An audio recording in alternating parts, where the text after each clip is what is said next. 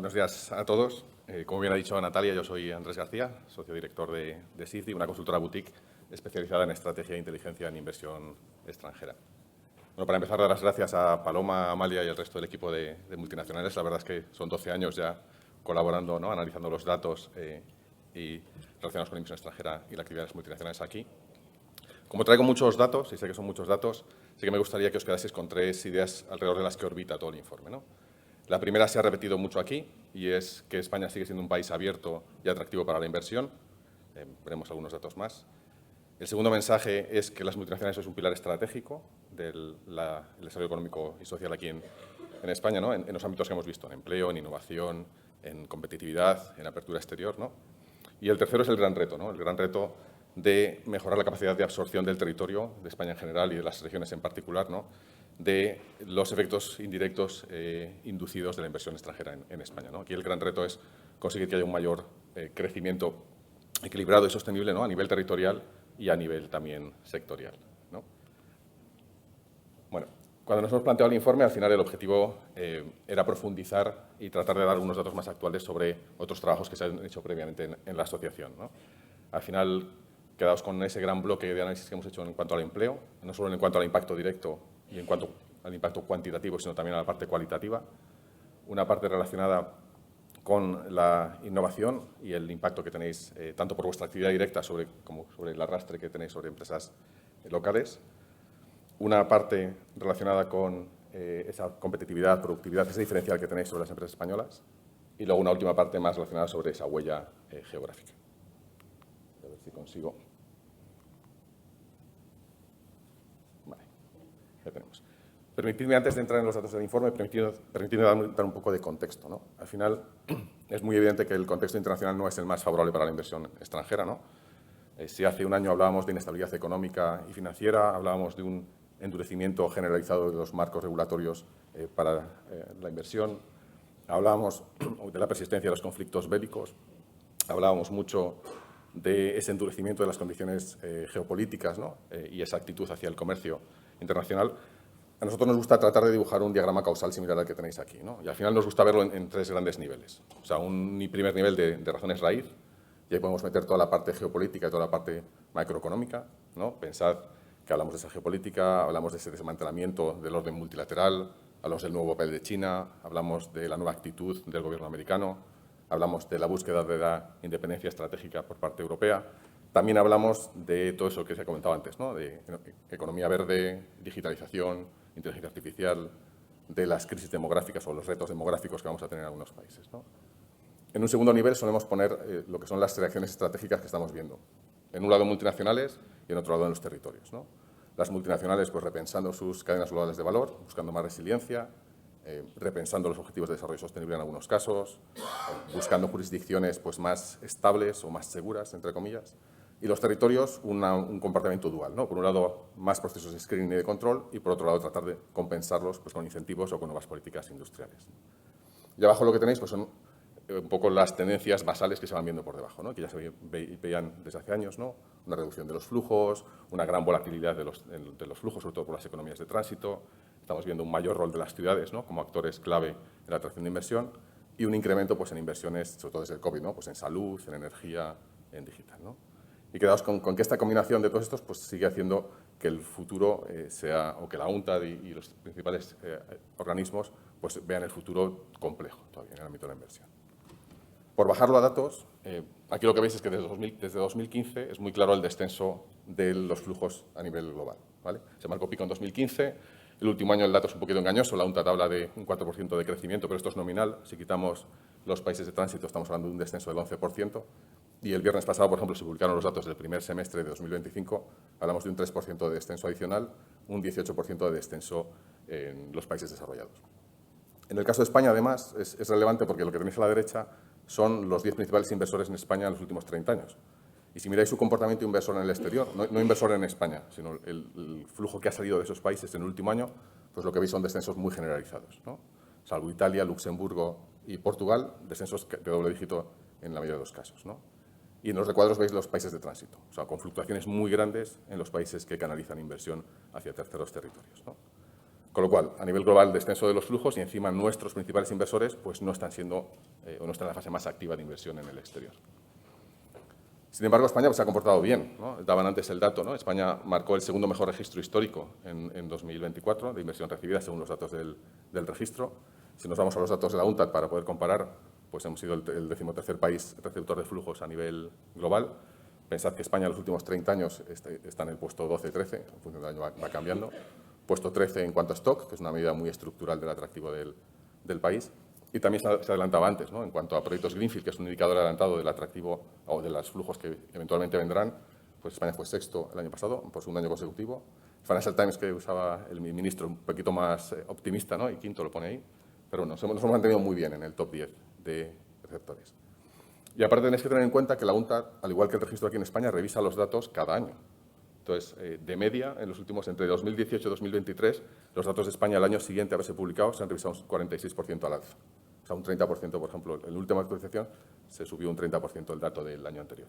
Y esto va a pasar también con los datos del registro. Hemos visto en prensa, por ejemplo, comparando los datos del primer semestre de 2025 con el primer semestre de 2024. El primer semestre de 2025 es un dato provisional, el primer semestre de 2024 se revisó un 82% al alza durante el último año, ¿no? Con lo cual hay que tener cuidado con los últimos datos que se publican porque no siempre dan la foto real del dato que tenemos, ¿no? Bien, como os he comentado antes, al final las multinacionales sois los grandes protagonistas de todo esto, ¿no? El INE cifra en 15.600 el número de filiales extranjeras en los sectores industrial, comercial y servicios no financieros. El registro de inversiones reportan unas 20.500 empresas, que es el dato que ha dado antes el ministro. Si vamos a SABI o Informa, el universo se pone en los 36.000 empresas o CIFs únicos, ¿vale? Ese universo, que al final es un 0,5%, como se comentaba antes, del número de empresas, pues tiene un peso totalmente desproporcionado, ¿no? En la economía local. O sea, hablamos de un 30% de la facturación el último año, hablamos de un 43% de las exportaciones, o sea, por encima del 50%, veremos después, en las exportaciones en industria, por ejemplo, un tercio de la inversión en bruto en activos materiales. Vale, sobre esto es sobre lo que hemos hecho el análisis profundo en el informe. ¿Vale? Hemos cogido cada uno de estos vectores y hemos tratado de analizar un poquito más, no solo las cifras a nivel cuantitativo, sino también tratando de entender la parte cualitativa que había detrás de las cifras. Vale, el primer vector que hemos analizado es el empleo, ¿no? Se han dado aquí ya algunas cifras antes. Aquí lo interesante es que eso es un pilar muy estructural del empleo en España. Al final, consolidando por encima de los 2 millones de empleos directos. El empleo indirecto, aquí, según los cálculos que hagáis, pues 1,5 millones, 2 millones, que se han dicho antes. Muy interesante que el crecimiento del empleo en las multinacionales ha triplicado al crecimiento del empleo en la economía local. En los últimos 10 años ha sido muy relevante el crecimiento del empleo en las multinacionales. Y que hay una serie de primas de calidad en este empleo, ¿no? Está tasado, ¿no? Que los salarios en las multinacionales son un 32% más altos que la media de la economía en España, pero hay otra serie de factores por detrás de calidad, ¿no? De sostenibilidad, de duración de las carreras y de apertura al exterior, y de cómo ayuda a las multinacionales a que directivos españoles pues, alcancen cotas a nivel global, ¿no? En sus respectivas organizaciones, ¿no?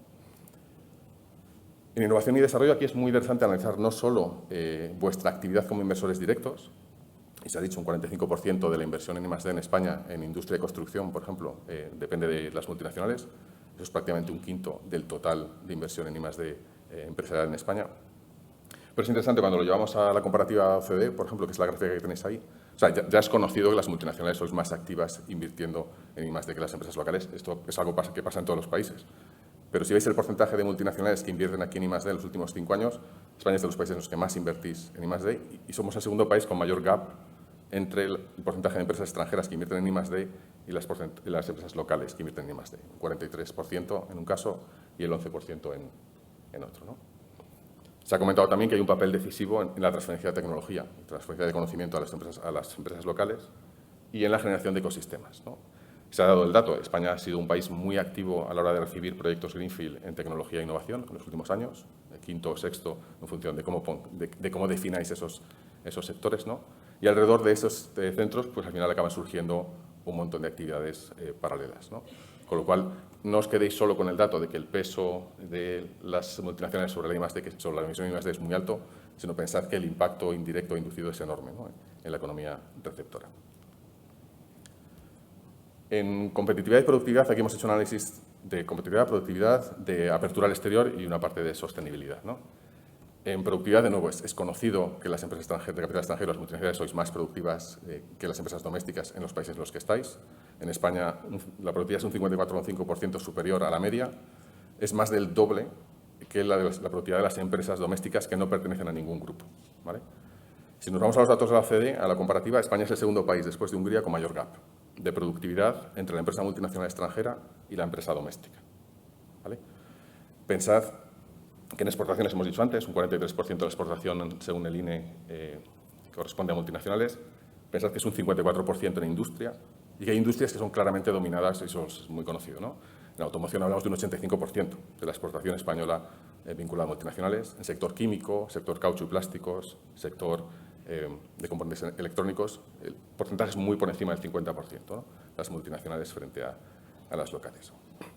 Lo que es muy interesante aquí es que las multinacionales, por los datos, no parece que vengáis y meramente accedáis al mercado o meramente exportéis desde aquí. O sea, cuando hablamos de plataforma, hay un dato súper interesante en los datos de la OCDE, que es que España es el tercer país del mundo, bueno, de la OCDE, en los que el consumo de insumos locales por parte de las multinacionales es más alto, ¿vale? O sea, entonces, eso quiere decir que venís, usáis insumos, introducís empresas locales y producción local en vuestras cadenas de valor y eso sale hacia afuera, ¿no? Y ese activo es súper relevante, ¿no? Porque no es venir y utilizar como plataforma solo, sino es venir y aprovechar los activos locales para tener mayor competitividad fuera, ¿vale?